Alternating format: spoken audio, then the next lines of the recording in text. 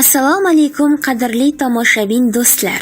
Iltimos, ushbu videoroligimiz keng tarqalishi uchun like bosib kanalimizga obuna bo'lishni unutmang.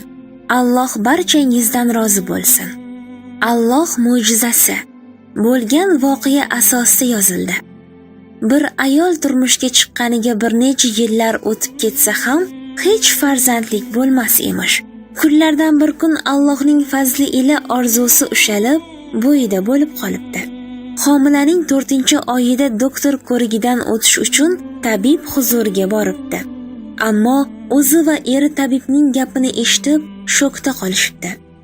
Qorningizda ko'tarib yurgan homila insondan ko'ra 8 oyoqqa o'xshagan mayib majruh bir xunuk maxluq ekan.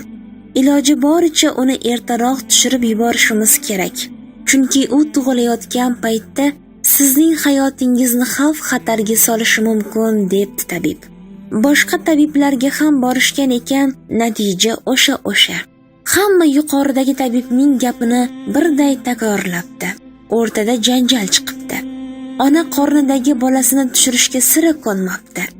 Er esa, nima qilasan? Tug'ilib o'ladigan 8 oyoq urodni tug'ib, unga qo'shilib o'zing ham o'lib ketasan-ku axir, deb u ham tushirish zarurligiga qattiq oyoq tirab turib olibdi.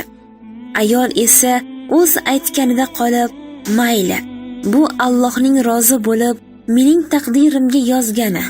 Men ham u zotning yozganiga chin dildan roziman. Mayib bo'lsa ham uni ko'rib bir bag'rimga boskim kelyapti.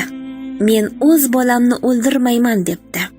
Er jahli chiqib xotinini ota-onasinikiga haydab yuboribdi. Homila oylari bir-birini quvib o'tib, ayolning ko'z yoriydigan vaqti ham yetib kelibdi. Shunda kutilmagan hodisa ro'y beribdi. Otaga kutilmaganda quda tomondan telefon kelib qolibdi. Bolalaringizni ko'rgani tez yetib keling deb quloqlariga ishonmagan ota es hushini yo'qotay deb yalangoyoq holatda tug'ruqxonaga tomon yelday uchib ketibdi. Ha, ajablanmagan o'sha 8 oyoqqa o'xshagan maxluq bor yo'g'i 4 ta murg'ak farzand ekan. 2 o'g'il va 2 qiz. Faqat bechoralar bachadon ichida bir-biriga o'ralashib qolganidan qo'l oyoqlari yagona bir bahaybat jismdek ko'ringan ekan. Buni esa ojiz uzi apparatlar to'g'ri ko'rsata olmagan.